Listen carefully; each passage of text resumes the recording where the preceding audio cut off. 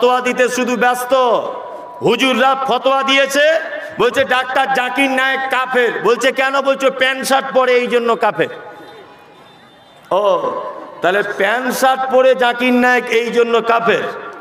হ্যাঁ, আচ্ছা বলুন তো, কোনো কাফেরের সঙ্গে বন্ধু করা যায়? কথা বলুন, যায়? যাবে না।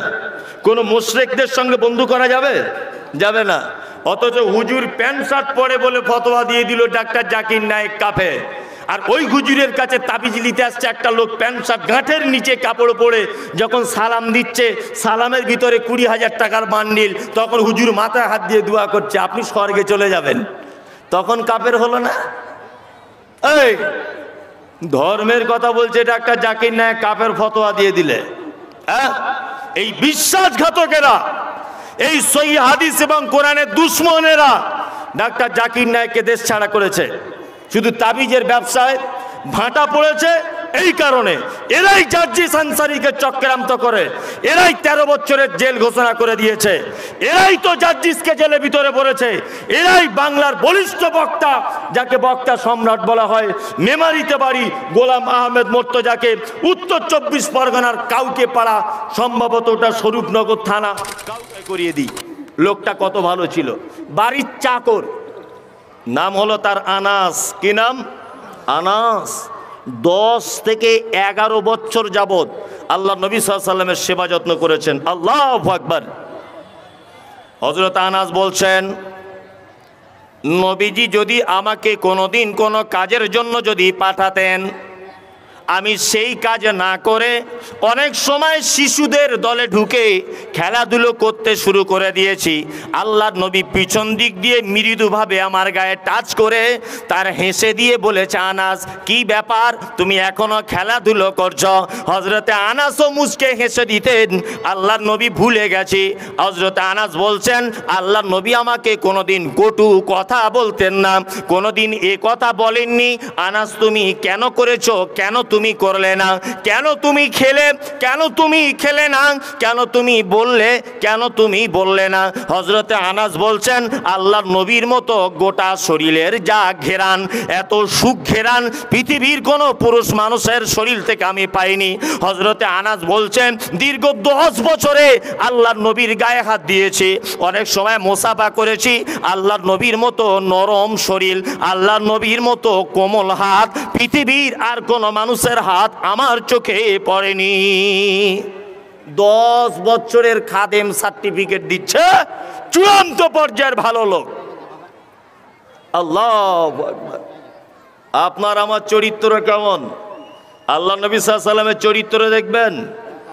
পৃথিবীতে অনেক মানুষেরা বলেছে, এক চর মারলে আর একটা গাল বাড়িয়ে দাও, তোমাকে হাত দিয়ে যে মেরেছে তুমি হাত বাড়িয়ে দিও না, তাকে ক্ষমা করে দাও। এগুলো নীতি কথা হিসাবে বইয়ের পাতাতে শুধু লেখা আছে, সীমাবদ্ধ, প্র্যাকটিক্যালে কেউ করে দেখাতে পারেনি। পৃথিবীতে একজন মাত্র মানুষ ছিলেন, তিনি হচ্ছেন নবী মুহাম্মদ রাসূলুল্লাহ সাল্লাল্লাহু আলাইহি ওয়াসাল্লাম। হাজার অপরাধীকে কাছে পাওয়ার পরেও ক্ষমা করে দিয়েছেন দয়ার নবী।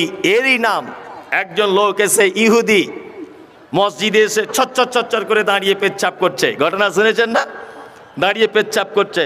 হযরত ওমর তো খুব রাগী লোক, আলী তো খুব রাগী লোক, মারবে বলে উঠে দাঁড়িয়ে গেল। আল্লাহ নবী সাল্লাল্লাহু আলাইহি ওয়াসাল্লাম বলেছেন, এই কি ব্যাপার? না আল্লাহ রাসূল মসজিদে পেচ্ছাপ করছে, ওকে মেরে দিব, ওকে জীবিতই রাখবো না। আল্লাহ নবী সাল্লাল্লাহু আলাইহি ওয়াসাল্লাম বলেছেন, একদমই নয়, মারা তো দূরের কথা, ওর পেচ্ছাপটা সম্পূর্ণ কমপ্লিট করতে দিবে তবে অন্য কথা। আল্লাহু আকবার। সম্পূর্ণ পেচ্ছাপ করা হয়ে গেল। আল্লাহ নবী সাল্লাল্লাহু আলাইহি ওয়াসাল্লাম ডেকে বলছেন, শোনো বাবু, শোনো, এটা মসজিদ, আল্লাহর ঘর, এখানে পেচ্ছাপ করতে হয় না। বালকটি তখন বলছে, আপনার ব্যাপারে অনেক অভিযোগ শুনেছি, আপনি খুব খারাপ লোক, আপনি খুব বদমাইশ লোক, আপনি একজন মারাত্মক খুনি, আপনার ব্যাপারে কটু কটু অনেক কথাবার্তা শুনেছি, কিন্তু আল্লাহর নবী আমি আপনার মসজিদে পেচ্ছাপ করলাম, আপনার হাতে আমি ধরা পড়লাম, তারপরে আপনি আমাকে কিছুই করবেন না? বিশ্বনবী বলছেন না, কিছুই করব না, তোমাকে শুধু উপদেশ দিয়ে দিলাম বাবু, মসজিদ আর কোনোদিন পেচ্ছাপ করো না। লোকটি তখন বলছে আল্লাহর নবী আমাকে কলেমা বলে দেন, আমি ইসলামের পথে চলে আসব, আমি ইসলাম গ্রহণ করব। এটা হচ্ছে আল্লাহর নবী সাল্লাল্লাহু আলাইহি ওয়াসাল্লামের চরিত্র। জি, আল্লাহ নবী চরিত্র দেখবেন। মক্কাতে মারা গেলেন, তার নাম কি? আবু তালিব চাচা। খাদিজা মারা গেলেন, আল্লাহ নবী একেবারে একা হয়ে গেলেন, পাশে কেউ নেই, কেউ পাশে নেই। আল্লাহ নবী সাল্লাল্লাহু আলাইহি ওয়াসাল্লাম ভাবছেন মক্কাতে তো আমাকে থাকতে দিবে না। বিশ্বনবী তিনি তায়েফে চলে গেলেন। তায়েফে যাওয়ার পরে সর্বপ্রথম পদক্ষেপ গ্রহণ করলেন কি না, তাইফের লিডারদের বাড়িতে বাড়িতে গিয়ে ইসলাম প্রচারের কাজ করব। আল্লাহ নবী সাল্লাল্লাহু আলাইহি ওয়াসাল্লাম তাইফের লিডারদের বাড়িতে গেলেন, গিয়ে যখন বললেন আমি মোহাম্মদ, আমার কাছে কোরআন অবতীর্ণ হয়, আমার কাছে ওহী আসছে, আমি একজন নবী, আল্লাহ সত্য আকাশের উপরে থাকে, তোমরা এটাকে মেনে নাও, 360টা দেবদেবীর মূর্তি পূজা ছেড়ে দাও। তখন তাইফের লিডাররা যুক্তি করলো এই লোকটাকে এখান থেকে দেশ ছাড়া করে দিতে হবে, একে মারতে হবে। নিজেরা তো যা মারলো, তায়েফের শিশুদের হাতে পাথর তুলে দিয়ে আঘাত করা হলো। আল্লাহ নবী সাল্লাল্লাহু আলাইহি ওয়াসাল্লাম রক্ত মাখা শরীর নিয়ে চলে এলেন তায়েফের পাহাড়ের উপরে। পাহাড়ের দায়িত্বপ্রাপ্ত ফেরেশতারা আল্লাহ নবীকে ডেকে বলছেন, নবী আপনি শুধু একবার বলুন কারা আপনাকে মেরেছে, তাদেরকে এই তায়েফের পাহাড়গুলোকে তুলে, বড় বড় পাথরগুলোকে তুলে তাদের ঘাড়ের উপরে চাপিয়ে দিব। আল্লাহ নবী সাল্লাল্লাহু আলাইহি ওয়াসাল্লাম সেদিন বলেছিলেন, কি বলেছিলেন? সেদিন বলেছিলেন ওদেরকে মেরো না, যদি ওদেরকে মেরে দাও পরবর্তীতে ইসলাম কাদের কাছে পৌঁছাবো। মেরেছিলেন, জানা আছে? মারেননি, ক্ষমা করে দিয়েছিলেন। এটা হচ্ছে বিশ্ব নেতার চরিত্র। ওয়া ইন্নাকা লাআলা খুলুকিন আযীম, পৃথিবীর উত্তম চরিত্রের অধিকারী। নিজে খেতে পাননি, কিন্তু অধীনস্থ থাকা মানুষগুলোর খোঁজ খবর নিয়েছিলেন কে? নবী মুহাম্মদ সাল্লাল্লাহু আলাইহি ওয়াসাল্লাম। বর্তমান নেতাদের চরিত্র কেমন? আলহামদুলিল্লাহ নবীর মতোই, নবীর মতোই নয়, নবীর মতোই। একটা গরিব মানুষের ইন্দিরা আবাসনের ঘর এসেছে, তা ওর কাছে গিয়ে বলছে, আমি বাস্তব কথা বলি, সব জায়গাতে বিতর্কিত হই। তা গরিব মানুষ ওর বাড়িতে রাতের বেলা দুটো লোক পাঠিয়েছে, বলছে ফটিককে গিয়ে বল 10,000 টাকা দিতে, যদি 10,000 টাকা না দেয় ঘর কেটে করিমকে দিয়ে দেবো, মাল পাবে না। এ ঘটনা মালদা জেলাতে নয়, আমাদের ওদিকে ঘটছে। আপনাদের দিকেও হয়? সব জায়গাতে? মাশাআল্লাহ, তাহলে তো খুবই ভালো। এটা আমাদের নেতাদের চরিত্র। কি বলছি বুঝতে পারছেন না? আপনি কোন নেতার পিছনে ঘুরছেন? কোন নেতার পিছনে ঘুরছেন? যে নেতার ব্যাপারে আপনি সার্টিফিকেট দিচ্ছেন স্লোগানে, আমার নেতার চরিত্র ফুলের মতো পবিত্র। তোমার নেতা রাতের বেলা এক রকমের চরিত্র, তোমার নেতা দিনের বেলা এক রকমের চরিত্র। তোমার নেতা সকালবেলা এক রকমের কথা বলে, তোমার নেতা রাতের বেলা আর এক রকমের কথা বলে। তোমার নেতা তোমার বাপের সাথে এক রকমের বলে, তোমার সাথে এক রকমের বলে। তোমার নেতা তোমার বড় ভাইকে এক রকমের কথা বলে, তোমাকে এসে আর এক রকমের কথা বলে। এই তোমার নেতার চরিত্র। আর বিশ্বনবী মুহাম্মদ সাল্লাল্লাহু আলাইহি ওয়াসাল্লামের চরিত্র একদম সাদা কাগজের মতো স্বচ্ছ, যেখানে কোনো অপবিত্রতা স্পর্শ করতে পারবে না। আল্লাহু আকবার! কেমন চরিত্রবান মানুষ ছিলেন। আল্লাহ নবী সাল্লাল্লাহু আলাইহি ওয়াসাল্লাম সম্পর্কে বলা হচ্ছে ওয়া ইন্নাকা লাআলা খুলুকিন আযীম। একদম অনেকক্ষণ পরে এবার মাইকটা হলো। ওয়া ইন্নাকা লাআলা খুলুকিন আযীম। আল্লাহ সুবহানাহু ওয়া তাআলা বলছেন নিশ্চয় আপনি উত্তম চরিত্রের অধিকারী। আল্লাহ তাআলা তারপরে বলছেন ফাসাতুবসিরু ওয়া ইউবসিরুন, অচিরেই আপনিও দেখতে পাবেন, তারাও দেখতে পাবে। বেআইয়ুকুমুল মাফতুন, কারা বেকারগ্রস্ত, কারা ক্ষতিগ্রস্ত, আর কারা ভালো। অচিরেই আপনি এটা দেখতে পেয়ে যাবেন। আমিও মমতাজুল ইসলাম আপনাকে কথা বলছি, আজও পর্যন্ত যারা কোরআন এবং সুন্নাহের শত্রুগিরি করছেন, কোরআন এবং সুন্নাহের পিছনে যারা কথা বলছে, অচিরেই এরা দেখতে পাবে, অচিরেই এরাও শুনতে পেয়ে যাবে আপনাদের পাবলিকের কাছ থেকে কি সাজা পেতে হয়। কিছুদিন আগে হুজুর বক্তব্য করতে গেছিলেন মেদিনীপুরে, ওখানে হুজুরকে তাড়া করেছে শুনলাম। তার আগের দিনে আমাদের উত্তর 24 পরগনায় হুজুর বক্তব্য রাখতে গিয়েছিলেন। কোন হুজুর? যে হুজুর বলছে আমার নামে দরুদ না পড়লে নামাজ হবে না, যে হুজুর বলছে নফল নামাজ পড়তে গেলে আমার পারমিশন লাগবে, যে হুজুর বলছেন আমি নূরের তৈরি, আমি মাটির তৈরি নয়, যে হুজুর নিজে আল্লাহ বলে দাবি করছে। হুজুর কিছুদিন আগে জলসা করতে গেল, আল্লাহ তাআলা বলছেন ফাসাতুবসিরু ওয়া ইউবসিরুন, নবী অচিরেই আপনিও দেখতে পাবেন, বেঈমান মুশরিকেরাও দেখতে পাবে। আমি মমতাজুল ইসলামের কথা বলে যাচ্ছি, শুনে রেখে দেন। যারা সহিহ হাদিস এবং কোরআনের বিরুদ্ধে যারা কথা বলে, অচিরেই আপনি যদি বেঁচে থাকেন, আমিও যদি বেঁচে থাকি, অবশ্যই দেখা হবেই দুনিয়াতে। আপনি দেখতে পাবেন হুজুর কেমন লাঞ্ছিত হয়, হুজুর কেমন অপমানিত হয়, আপনি দেখতে পাবেন। বলছে আহলে হাদিসরা নাকি ইহুদিদের দালাল, আহলে হাদিসরা ইহুদিদের দালাল। এ বক্তব্য শুনেছেন? বলেছে বলছে আরএসএস এর থেকে খারাপ। আল্লাহু আকবার। এসব কেচ্চা কাহিনী শুনেছেন? শুনেছেন? হ্যাঁ, ঠিক আছে। ফতোয়া দিতে শুধু ব্যস্ত। হুজুররা ফতোয়া দিয়েছে, বলছে ডাক্তার জাকির নায়েক কাফের। বলছে কেন? বলছে প্যান্ট শার্ট পরে এই জন্য কাফের। ও, তাহলে প্যান্ট শার্ট পরে জাকির নায়েক এই জন্য কাফের? হ্যাঁ, আচ্ছা বলুন তো, কোনো কাফের সঙ্গে বন্ধু করা যায়? কথা বলুন, যায়? যাবে না। কোনো মুশরিকদের সঙ্গে বন্ধু করা যাবে? যাবে না। অথচ হুজুর প্যান্ট শার্ট পরে বলে ফতোয়া দিয়ে দিল ডাক্তার জাকির নায়েক কাফের। আর ওই হুজুরের কাছে তাবিজ নিতে আসছে একটা লোক, প্যান্ট শার্ট গাঁটের নিচে কাপড় পরে যখন সালাম দিচ্ছে, সালামের ভিতরে 20,000 টাকার বান্ডিল, তখন হুজুর মাথায় হাত দিয়ে দোয়া করছে আপনি স্বর্গে চলে যাবেন। তখন কাফের হলো না? এই ধর্মের কথা বলছে ডাক্তার জাকির নায়েক কাফের, ফতোয়া দিয়ে দিলে। হ্যাঁ, এই বিশ্বাসঘাতকেরা, এই সহিহ হাদিস এবং কোরআনের দুশমনেরা ডাক্তার জাকির নায়েককে দেশ ছাড়া করেছে। শুধু তাবিজের ব্যবসায় ভাটা পড়েছে এই কারণে। এরাই জার্জিস আনসারীকে চক্রান্ত করে, এরাই 13 বছরের জেল ঘোষণা করে দিয়েছে, এরাই তো জার্জিসকে জেলে ভিতরে পড়েছে, এরাই বাংলার বলিষ্ঠ বক্তা, যাকে বক্তা সম্রাট বলা হয়, মেমারিতে বাড়ি, গোলাম আহমেদ মোর্তজাকে উত্তর 24 পরগনার কাউকে পাড়া, সম্ভবত ওটা স্বরূপনগর থানা, কাউকে পড়াতে মেরে দাঁত ভেঙে দিয়েছিল এই বেঈমানেরাই। এরাই গোলাম মোর্তজাকে মেরে দাঁত ভেঙে দিয়েছিল। আমি মমতাজুল ইসলাম 2 পাতা পড়া মৌলবী, সোশ্যাল মিডিয়াতে আমাকে বলছে রাজমিস্ত্রির কাজ করে মমতাজুল। ঠিকই বলেছ, আমি রাজমিস্ত্রিরই কাজ করি, তবে আমি ভয়ঙ্কর মিস্ত্রি, খুব ভয়ঙ্কর। রাজমিস্ত্রি মানে সে গেঁথেও তুলতে পারে, ভেঙেও দিতে পারে। আমি মমতাজুল ইসলামের কথা বলে যাচ্ছি সোশ্যাল মিডিয়াতে, আমাকে রাজমিস্ত্রি বলছো বলো, তবে আমি গড়তেও পারি, ভাঙতেও পারি। তোমার তাবিজের ঘরের 12টা বাজাবই, তোমার মাজার ভেঙে তবে ছাড়বো, তবে দা কুড়ুল দিয়ে ভাঙতে যাব না। তুমি আহলে হাদিসকে আরএসএস এর দালাল বলো? তুমি ইতিহাস পড়েছো?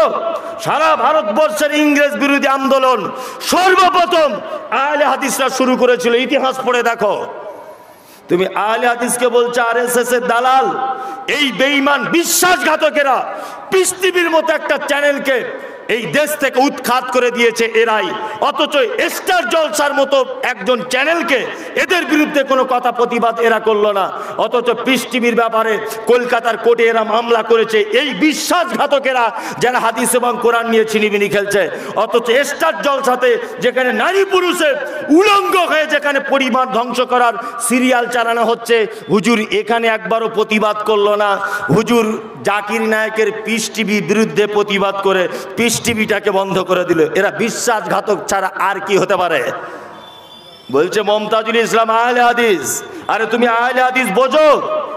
আহলে হাদিস হলো তারাই যারা ফাঁসির মঞ্চে ঝুলবে তবুও নামাজে হাজার লক্ষ কোটি মানুষের সামনে জোরে আমিন বলবে, এর নাম আহলে হাদিস। ফাঁসির মঞ্চে ঝুলবে তবুও বুকের উপরে হাত বাঁধবে, এর নাম আহলে হাদিস। আহলে হাদিস মানে মিথ্যা যদি তার কাছে চলে আসে, সত্য আসার সাথে সাথেই মিথ্যাকে দূরে ঠেলে ফেলে দিবে, এর নাম হচ্ছে আহলে হাদিস। আহলে হাদিস মানে শুলিতে চড়িয়ে দেওয়া হবে তবুও বাতিলের সামনে মাথা নত করবে না, এরই নাম আহলে হাদিস। আহলে হাদিস মানে ফাঁসির মঞ্চে ঝুলিয়ে দেওয়া হবে তবুও তারপরেও বাতিলের সামনে বলিষ্ঠ ভাষায় বক্তব্য রাখবে, এরই নাম আহলে হাদিস। আমি মমতাজুল ইসলাম তোমার 10 পয়সাও দাম দিই না। তুমি যতই হুমকি দাও, যতই বলো কোথায় জলসা বল, যতই বলো একে ধরে আনতে পারলে 10 লাখ টাকার পুরস্কার, আমি মমতাজুল ইসলামের কথা আবার বলে যাচ্ছি, আহলে হাদিসদের ব্যাপারে যদি আর কোনোদিন তোমাদের জবান খুলতে দেখি, আমিও মমতাজুল ইসলাম বলছি, আমার সাথে কেউ থাক আর না থাক, মনে করব শহীদ হয়ে গেলাম, তোমাদের এই 5 হাত জিভ টেনে আমি ছিঁড়ে দেবো। আমিও যদি কোনো বক্তব্যতে শুনেছি আহলে হাদিস মানে তোমার তাবিজের ব্যবসার 12টা বেজে গেছে এই কারণে। পীর সাহেব কিসের পীর? ইসলামে ওদের কোনো জায়গা নেই। আল্লাহ সুবহানাহু ওয়া তাআলা বলছেন, আতিউল্লাহ ওয়া আতিউর রাসূল, আল্লাহ এবং তার রাসূলের আনুগত্য করো, ওয়ালা তুবতিলু আমালাকুম, তোমরা তোমাদের আমলগুলোকে বাতিল করে দিও না। পৃথিবীতে আল্লাহ এবং তার রাসূলের আনুগত্য ছাড়া পৃথিবীর কোনো মানুষ যদি কারোর আনুগত্য করে, তাহলে তার আমল সব বাতিল বলে ঘোষণা করে দেওয়া হবে। কিসের হুজুর, কিসের পীর সাহেব? ওদের কোনো অস্তিত্বই ছিল না, অনেক পরে ওদের জন্ম হয়েছে। ওরা বলছে আমাদের হুজুরদের বদৌলতে তোর বাপদাদারা হাদিস কোরআন জানতে পেরেছে। তা হাদিস জানতে পেরেছে, তোর হুজুর কি আল্লাহ নবীর আগে জন্মগ্রহণ করেছে? নিজেকে আশিকে রসুল বলে দাবি করছে সব পীর সাহেবরা। আশিকে রাসূল মানে রসুলের প্রেমিক। আমি মমতাজুল ইসলাম বলছি, তোমরা আশিকে রাসূল নয়, তোমরা হচ্ছে আশিকে আবু জাহেল, তোমরা আবু জাহেলের বন্ধু। তাছাড়া মানুষকে এইরকম ভাবে ধোকা দেয়? জি আস্তাগফিরুল্লাহ। অচিরেই দেখতে পাবেন, দোয়া করবেন। প্রত্যেক সগী আকীদার আলেমদের কাছে আমার বিনীত অনুরোধ, আর যতজন আছেন আপনারা এখানে শুনছেন আমার বক্তব্য, প্রত্যেক দিন অন্তত পক্ষে ফেসবুকে নিজের পেজে একটা করে কথা লিখবেন, পীর প্রথা ইসলামে নেই, এটা ভণ্ডামি ছাড়া আর কিছু নয়। দায়িত্ব সহকারে ফেসবুকে লিখবেন, ইনশাল্লাহ বলুন, ইনশাল্লাহ বলুন। সবাই পোস্ট করবেন, যাতে পৃথিবীর সব মানুষ ভাবতে শুরু করে আমি এই বক্তব্য দেওয়ার পরে আপনাকে 3500-এর বেশি ফোনের কল রেকর্ডিং শোনাতে পারি। ইনশাল্লাহ বুল হাজি 550 থেকে 700 ছেলে তারা সঠিক আকীদাতে ফেরত চলে এসেছে। 550 থেকে 700 ছেলে। আপনাকে কি বলবো, গতকাল আমি বাড়িতে ছিলাম, কোনো একটা কারণে প্রোগ্রাম ছিল, বেদাতীদের প্রোগ্রাম, আমাকে অ্যাটাক করবে বলে আমি যাইনি। তার আগের দিন বাঁকুড়াতে প্রোগ্রাম করলাম, ওখানে গাড়ি টাড়ি ভাঙচুর করে দিচ্ছিল, তারপরে পুলিশ টুলিশ নিয়ে ওখান থেকে আল্লাহ আমাকে বাঁচিয়েছে। এই ভয়ে আমি ওখানে যাইনি, কারণ ওরা মারামারিতে খুব বিশ্বাসী, ওরা দলিলে বিশ্বাসী নয়। কি বলছি বুঝতে পারছেন? ওরা মেরে দেবে অবশ্যই, নিজের ব্যবসাকে টিকিয়ে রাখার জন্য মেরে দিতে পারে। আল্লাহ তাআলা বলছেন ফাসাতুবসিরু ওয়া ইউবসিরুন, অচিরেই নবী আপনি দেখতে পেয়ে যাবেন তাদের আসল রূপ কি। বিআইয়িকুমুল মাফতুন, কারা কল্যাণের ভিতরে রয়েছে, কারা ক্ষতির মধ্যে রয়েছে। অতিই আমরা ইনশাআল্লাহ ফুল আজিজ দেখতে পেয়ে যাব। এই দুনিয়াতেও যদি কিছু না হয়, কিয়ামতের মাঠেও আমি যদি মমতাজুল ইসলাম থাকি, কিয়ামতের মাঠেও তোমার ব্যাপারে বলবো যে এদের বিরুদ্ধে আমি বলেছিলাম দুনিয়াতে আমাকে এই সাজা গ্রহণ করতে হয়েছে, তোমার সাজাকে 10 পয়সাও আমি উপেক্ষা করি না, 10 পয়সাও দাম দিই না। সহি হাদিস এবং কোরআন যেখানে রয়েছে সেখানে আবার অত বড় বড় কথা কিসের? কোরআন মানতে চায় না, আল্লাহু আকবার, হাদিস মানতে চায় না নিজেদের ইনকামের জন্য। এই সমস্ত আলেমদের থেকে আপনারা দূরে থাকবেন। আর একটা কথা মাঝখানে বলে রাখছি, সেটা হচ্ছে এই আহলুল হাদিস যারা সঠিক আকীদার মানুষ, প্রধান বক্তা করে বক্তা আনছে যারা আল্লাহ নবীর পদ্ধতিতে 2 রাকাত নামাজ পড়তে পারে না, এদেরকে প্রধান বক্তা করে আনছে। অনেক জায়গাতে আনছে না, দেখছেন? প্রধান বক্তাকে না অমুক সাহেবকে জিজ্ঞেস করবেন তো যে আল্লাহ নবী সাল্লাল্লাহু আলাইহি ওয়াসাল্লাম কিভাবে 2 রাকাত নামাজ পড়তেন, হুজুর বলতে পারবে না। আমি বড় আশ্চর্য হচ্ছি যে সহি আকীদার বড় বড় আলেমরা এদেরকে প্রধান বক্তা করে আনছে, আশ্চর্য ব্যাপার। আল্লাহ সুবহানাহু ওয়া তাআলা বলছেন, কি বলছেন? ইন্না রাব্বাকা হুয়া আ'লামু বিমান যাল্লা আন সাবিলি ওয়া হুয়া আ'লামু বিল মুহতাদিন, নিশ্চয়ই তোমার আল্লাহ জানেন কারা হেদায়েতের পথে রয়েছে আর কারা গোমরাহির পথে রয়েছে। এটা আল্লাহ খুব ভালো করে জানেন, দুনিয়ার মানুষের জানার বিশেষ প্রয়োজন নাই। এবার আমাদের নবী মুহাম্মদ সাল্লাল্লাহু আলাইহি ওয়াসাল্লাম, আল্লাহ নবী সাল্লাল্লাহু আলাইহি ওয়াসাল্লামকে কয়েকটা মানুষের সঙ্গে মিশতে মানা করা হচ্ছে। আমি যদি কোরআন দিয়ে বলে দিই, আপনিও আজকে থেকে এই মানুষদের সঙ্গে মিশবেন না, ইনশাআল্লাহ।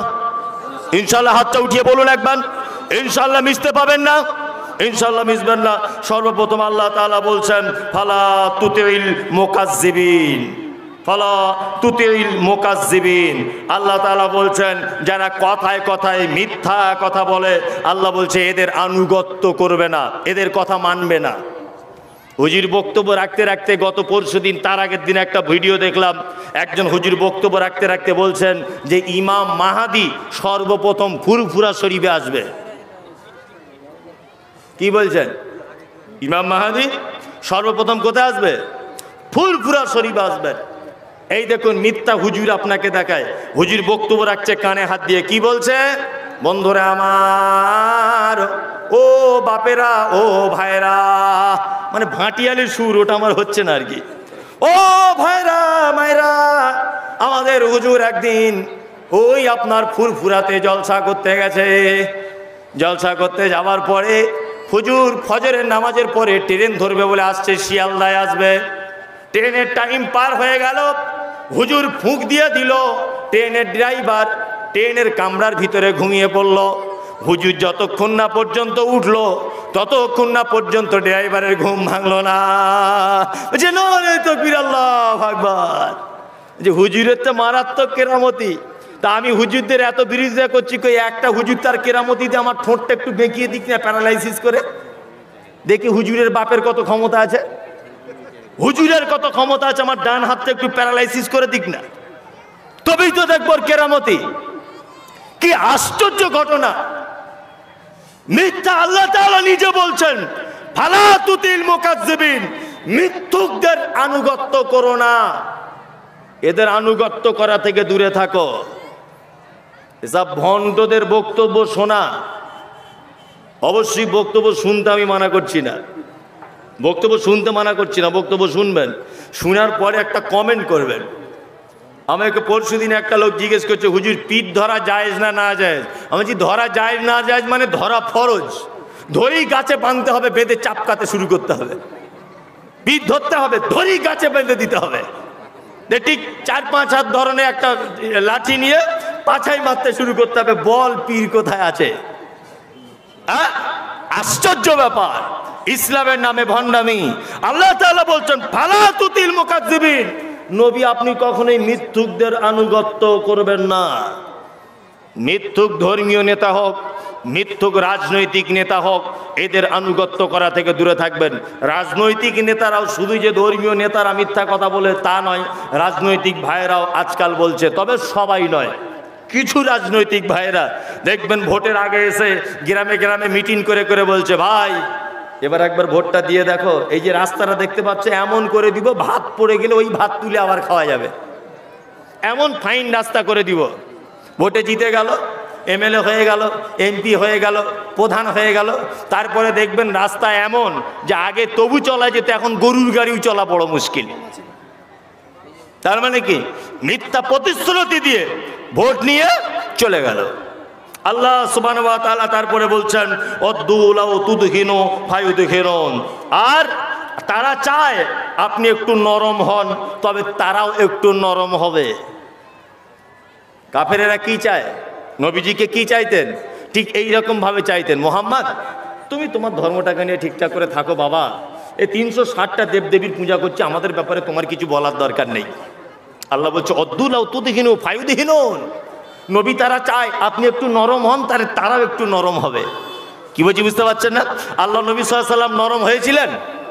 নরম হয়েছিলেন? হয়নি? আমরাও ইনশাআল্লাহ আব্দুল আজিজ বাতিলের ব্যাপারে কথা বলবো, নরম করাতে পারবে না। শুধু আপনারা আমাদের জন্য দোয়া করবেন। শুধু আমার যেমন বিদ্যা আছে, যতটুকানি বিদ্যা আছে, তবে আশা করি সহি হাদিস এবং কোরআনের বিদ্যা অল্প থাকলেও আছে, কোনো রকমের ভ্রান্ত বিদ্যা অর্জন করি না। কোনো বাতিলের কাছে নয়, মাথা নরম করা যাবে না। আমাদের কিছু মুসলিম নেতা নেত্রী আছে, দেখতে পাচ্ছেন তো, এরা দুই দিকেই মোটামুটি বজায় রেখেছে না। ভোটের আগে আমাদের উত্তর 24 পরগনার একজন মহিলা, আমি তার নাম বলবো না, নাম বললে বলবে রাজনৈতিক বক্তব্য রাখছে। উত্তর 24 পরগনাতে এক জায়গায় ভোটে দাঁড়িয়েছিলেন, এমপি ভোটে, মানে লোকসভার ভোটে, তাই তো। ভোটে যখন প্রচারে এসেছে তখন দেখছি ঘোমটা পরে এরকম করে বলছে আসসালামু আলাইকুম স্টেজে উঠে। তার 1 মাস পরে দেখছি একটা হিন্দু ছেলেকে বিয়ে করে বসে আছে। দেখেছেন এটা? হ্যাঁ, আপনারা মনে হয় খোঁজ পাননি, খোঁজ পেয়েছেন।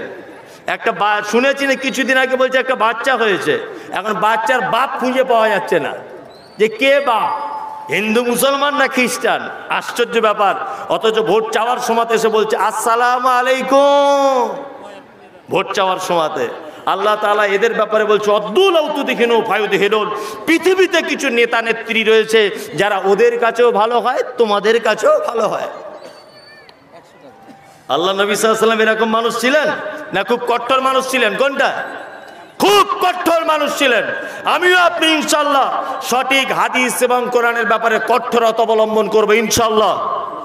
কোনো রকমের আপোষ করতে যাবেন না। আল্লাহ তাআলা তারপরে বলছে ওয়ালা তুতি কুল্লা হাল্লাফিম মাহিন, যে অধিক শপথ করে, যে লাঞ্ছিত, আপনি তার আনুগত্য করবেন না।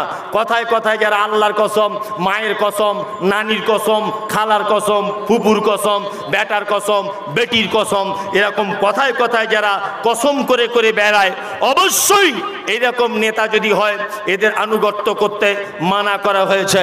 আল্লাহ সুবহানাহু ওয়া তাআলা আপন নবীকে মানা করছেন যে আপনি পর্যন্ত ওদের আনুগত্য করতে পাবেন না, কখনোই ওদের আনুগত্য করবেন না। কারণ হলো এই, ওরা কথায় কথায় কি করে? মিথ্যা কথা বলে এবং শপথ করে। আল্লাহ সুবহানাহু ওয়া তাআলা তার পরের আয়াতে বলেন হাম্মাজিম মাশাইম বিনামিন, যে পশ্চাতে নিন্দা করে, একের কথা অপরের কাছে লাগিয়ে বেড়ায়, এই রকম নিন্দুকের কাছ থেকে আপনি দূরে থাকবেন ইনশাআল্লাহ। এই লোকটাকে আমরা একটু ভালো করে চিনে যাই, যারা এর কথা ওর কথা লাগিয়ে লাগিয়ে বেড়ায়। নিন্দুক, এর সঙ্গে মেশা যাবে না। কি বলছি বুঝতে পারছেন তো? মসজিদের ইমাম সাহেব ভাইদেরকে একটা কথা বলছি, ইমাম সাহেব ভাইরা কেউ আছেন এখানে? কেউ বসে আছেন? একজন হাত তুলুন তো। কে ইমাম সাহেব ভাই? কে? একজনও নেই ইমাম সাহেব? মাশাআল্লাহ, স্টেজে একজন আছেন। ইমাম সাহেব ভাই, আপনাকে কথাটা অনুরোধ করে বলছি, আপনি কথাটা শুনে রাখেন। হাম্মাজিম মাশাইম বিনামিন, আল্লাহ তাআলা বলছেন যারা সামনে পিছনে গীবত করে বেড়ায়, আপনি নবী কখনোই তাদের সাথে মিশবেন না। ইমাম, আমাদের গীবত আর পরনিন্দাটা দোকান থেকে শুরু করে মসজিদ ঘর পর্যন্ত পৌঁছে গেছে। ঠিক বলছি না ভুল বলছি? দেখবেন মসজিদেও নামাজের পরে গোল করে বুড়া মানুষেরা বসে এর বইয়ের কথা, ওর কথা, এর কথা বেশি বলে না? মসজিদেও দেখবেন গীবত চলছে। আর ইমাম সাহেব ভাইদেরকে সতর্ক করছি, আপনার মসজিদের ইমামতির চাকরি যদি খুব তাড়াতাড়ি চলে যায়, তাহলে ওই লোকটার জন্য যাবে যে লোকটা সব সময়তে আপনার ঘরে বসে আপনার সাথে গল্প করে আর আপনার বাসুনে খায়। ওই লোকটার জন্য আপনার চাকরি খুব তাড়াতাড়ি চলে যাবে, খুব তাড়াতাড়ি চলে যাবে। আপনার সামনে বলছে আসসালামু আলাইকুম, সত্যি আপনার মতো বক্তা হয় না, এই জুম্মায় যা দিলেন না, সাংঘাতিক দিলেন। কিন্তু আপনার কোরআন তেলাওয়াত আল্লাহু আকবার, আমার বউ শুদ্ধ নাম করে গো। অনেকদিন পরে মসজিদে একটা ইমাম পেয়েছি, 2 দিন কামাই করে দিক ইমামটা। পাড়ায় গিয়ে গোল টেবিল করে করে বলবে এ মাল চলবে না, যারা বড্ড বেশি ঘরে যাওয়া আসা করছে। অন্য ইমাম দেখ, সর্বপ্রথম শত্রুগিরি করবে ওই লোকটা, দেখবেন সর্বপ্রথম ওই লোকটা আপনার শত্রু হবে। কি বলছি বুঝতে পারছেন না? সর্বপ্রথম ওই লোকটা আপনার সর্বনাশ করবে। আমি ওই জন্য তা আগে বলে দিয়েছি, সোশ্যাল মিডিয়াতে আবার বলছি, গীবত মারাত্মক বড় পাপ। আল্লাহ সুবহানাহু ওয়া তাআলা নিজে বলছেন ওদের সঙ্গে মিশো না যারা গীবত করে। আর এই গীবত আটকানোর একটা মাত্র রাস্তা বলে দেবো। গীবত আটকানোর রাস্তা কি? যখন দেখবেন আপনার ব্যাপারে কেউ আপনার কাছে, আপনার কোনো বন্ধু গীবত করছে, কি বলছে? মঞ্জুর, ওই মঞ্জুর শোনো। যে কি হলো ভাই? বলছে মমতাজুল ইসলাম যে বক্তা আছে না, কঠিন বদমায়েশ, মঞ্জুরের উচিত হবে এটা এই কথাই বলা। ও বদমায়েশ, তা তুই আমার কাছে কেন বলতে এসেছিস? হ্যাঁ, আমার কাছে কেন বলতে এসেছিস? ও আমার বদনাম যখন আপনার কাছে করতে পারছে, তাহলে আপনি ভাববেন যে আপনার বদনামও অন্য জায়গায় করতে পারে। কি বলছি বুঝতে পারছেন না? ওই জন্য গীবত আর পরনিন্দা আটকানোর সব থেকে বড় যে রাস্তা, সেটা হচ্ছে কি, সেটা হচ্ছে একটা জিনিস, আপনার কাছে যখন কেউ বদনাম করতে আসবে, আপনি তখন ডাইরেক্ট বলুন, এই ভাই পরের কথা আমাকে বলতেছো না। তবে এই পাপে আমাদের মায়েরা খালারা বেশি যুক্ত। আমার খালারা যারা বসে আছে, ওকে দেখে মনে হচ্ছে ফেরেশতা নাকি, ঘোমটা দিয়ে বসে আছে বলে। ওদেরকে চিনেন না, ওদেরকে যে চেনে না সে একদম খ্যাপা। আরে ওদের পাল্লায় যে পড়েছে, আমি কত স্কুলের হেডমাস্টারকে দেখেছি আন্ডার প্যান্ট পরে ঘুরছে, সত্যি বলছি আমি। ওদের পাল্লায় যে পড়েছে তার জীবন শেষ। গীবত, সংসার যদি সুখের করতে চান, আমি মমতাজুল ইসলাম একটা তাবিজ দিয়ে যাচ্ছি, তাবিজটা মগজের ভিতরে রাখবেন, হাতে পড়ার জন্য নয়। ইনশাল্লাহ ব্যবহার করব, ইনশাল্লাহ। সংসার যদি সুখের করতে চান, বাড়ির ভিতরে কোনো দিন পাড়ার কোনো মেয়েকে ঢুকতে দেবেন না। কি বলছি বুঝতে পারছেন না? পাড়ার কোনো মেয়ে ছেলেকে আপনার বাড়িতে ঢুকতে দেবেন না। 5 জন পুরুষ মানুষ নিয়ে গল্প করুন, অসুবিধা নাই। যদি বৈঠকখানা আলাদা করে থাকে অসুবিধা নেই, ওতে আমার আপত্তি নেই। কিন্তু পাড়ার কোনো মেয়ে যদি আপনার বাড়িতে ঢুকে যায়, আপনার বাড়িটাকে একদম জাহান্নাম বানিয়ে দিয়ে চলে আসবে। হঠাৎ করে আপনার বউকে গিয়ে বল, ভাবি তোমাকে একটা কথা বলবো। বলছে কি বলো? বলছে ফটিক ভাই আম গাছে চলাতে ফোনে কার সাথে ঘুজুর ঘুজুর করছে বলো তো? আমার মনে হচ্ছে ওটা মনে হয় রফিকের বউ হতে পারে। এই যে মিছে করে বলে দিয়ে চলে এলো, জীবনে আপনার স্ত্রী আপনাকে আর ভালোবাসবে না। নতুন বিয়ে দিয়েছেন, বেটার বাড়িতে বউ এসেছে, পাড়ার সব মেয়েরা দেখতে আসে না ঢং করে, নতুন বউ দেখতে আসে না, সবাই দেখে চলে যাচ্ছে। একটা মেয়ে ঘোমটা দিয়ে বসে আছে, এরকম করে বসে আছে। আপনি যখন আনমনে হয়ে গেলেন স্বামী স্ত্রী অন্য কোথাও, তখন ওই মেয়েটা, পাড়ার মেয়েটা নতুন বহুকে বলছে বাড়ি কোথায়? শামসিতে। কোন গ্রামে বাড়ি? শামসি এলাকায়। তা বলছে অমুক গ্রামে, জালালপুরে বাড়ি, মায়ের বাড়ি। তোমার মা কি করে? না মা ঘরেই থাকে, আব্বা রাজমিস্ত্রি ঠিকাদারি করে। কটা ভাই বোন? ওই যে 4 ভাই 2 বোন। তখন পাড়ার ওই মেয়েটা আস্তে করে ওর কানে বলে যাচ্ছে নতুন বৌমাটার, একটা কথা বলছি নতুন বৌমা শোনো, আমি আজকে 23 বছর এই গ্রামে সংসার করছি, সব ভালো হয়েছে, বিয়ে হয়েছে, এই বাড়িতে সব ভালো, তোমার শ্বশুর শাশুড়ি কিন্তু মারাত্মক চিজ, একটু সাবধানে থাকবে, একটু সাবধানে থাকবে। এই যে বলে গেল, ওর শ্বশুর শাশুড়ির প্রতি ভক্তি শ্রদ্ধা উঠে গেল। কি বলছি বুঝতে পারছেন না? একটা মেয়ে আর একটা মেয়েকে বলছে এখানে বসে বসে, বুবু তোকে একটা কথা বলবো। বলছে কি বল? তো বলছে একটা ঘটনা শুনেছিস? তো বলছে না তো শুনিনি। বলছে মমতাজুল ইসলাম বক্তা আর ওই ইসমাইল বলে একটা বক্তা আছে, ওই বক্তার বেটি আর মমতাজুল ইসলামের বেটা রাস্তাতে কি করেছে শুনেছিস? বলছে না তো শুনিনি। তো বলছে আল্লাহর কসম করে বল, কাউকে বলবি না। বলছে আল্লাহর কসম, আমার নানির কসম, কাউকে বলবো না, কাউকেই বলবো না, তুই বল না একবার বিশ্বাস করে। তখন ও বলছে মমতাজুল ইসলামের বেটা আর অমুকের বেটি রাস্তায় ধরা পড়ে গেছে, কাউকে যেন বলিস না। ও বেশ জুত করে শুনে নিল। তারপরে ও আর একটা বেটি ছেলেকে বলছে, বুবু তোকে একটা কথা বলবো, আল্লাহর কসম বলতে মানা করেছে, তবু তোকেই বলবো। আল্লাহর কসম বলছি, বলতে মানা করেছে, তবু বিশ্বাস করে তোকেই বলছি। দেখছি কি হলো? বলছে মমতাজের বেটি আর অমুকের বেটা এই করেছে। দেখবেন জলসার শেষে প্যান্ডেলে সব মেয়ে ছেলেরা জেনে গেছে।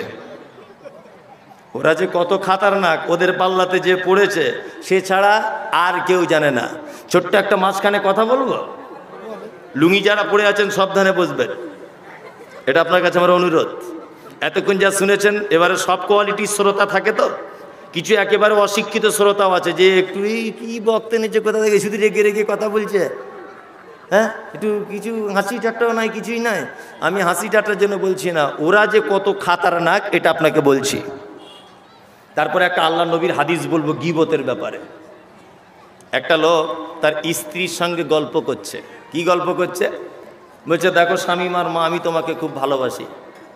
তার স্ত্রী তখন মুচকে হেসে বলছে আমার বয়স 60 বছর 65 বছর আর তোমার বয়স 75 বছর, এতদিন বলার টাইম পাওনি, এখন বলতে এসেছো ভালোবাসি? হ্যাঁ, বুড়া কোথাকারে, ঢং খুঁজে পাও না। বাড়িতে কেউ বউ মারা বাড়ি নেই, পোতা পুতিন কেউ নেই, বুড়া আর বুড়ি দুজনা বসে ওই করছে।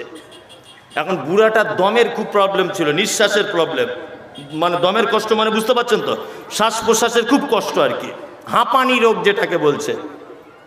তা বুড়োটার দমের খুব কষ্ট হচ্ছে। তা বুড়িটা তখন বলছে আল্লাহ তোমাকে ভালো করে দিক, আল্লাহ তোমাকে ভালো করে দিক, বুকে হাতে খুব হাত বুলাচ্ছে। তখন বুড়া জিজ্ঞাসা করছে, কি রে স্বামীমান, মা সত্যি করে কহো তো তুমি আমাকে ভালোবাসো? বলছে আল্লাহর কসম আর কি বলবো, তার থেকেও বড় কসম, তোমায় ছাড়া বাঁচবো না। তুমি কি বুঝতে পারো না হে, 4-5টা ছেলের মা হয়ে গেলাম, এখনো ভালোবাসে কিনা জিজ্ঞেস করছো?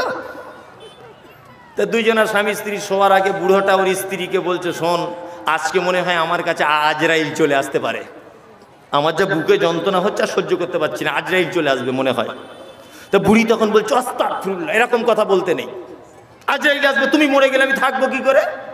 নে বুড়া বুড়ি দুজনা মশারির ভিতরে শুয়ে আছে, বুঝলেন তো। এখন ওদের বাড়িতে একটা এঁড়ে গরু ছিল, এঁড়ে গরু বুঝেন, এঁড়ে গরু ছিল, আর খোল, গরুকে খোল খায় না, খোল, ওই খোল হাঁড়িতে রাখা ছিল পানি দিয়ে, সকালে উঠে গরুকে দিবে। গরু এখন গোয়াল ঘর থেকে দড়ি কেটে কিভাবে ছিঁড়ে চলে এসেছে, নিয়ে খোলের ওই বালতিতে বা হাঁড়িতে মুখ লাগিয়েছে, আর হাঁড়িটা শিঙের ভিতরে ঢুকে গেছে, নিয়ে খুলছে না, গরু তো দেখতে পাচ্ছে না, গিয়ে একটা দেয়ালে গিয়ে গরুটা ধাস করে মেরেছে। এখন বুড়ির ঘুম ভেঙে গেছে, বুড়ি মশারিটা আগলা করে দেখছে, উড়ি বাবা এরকম প্রাণী তো জীবনে দেখিনি, গরুর মুখে বালতি লাগানো আছে, এ তো দেখে ভয় খেয়ে গেছে। ও ভাবছে তাহলে মনে হয় আজরাইল আসছে, হতে পারে।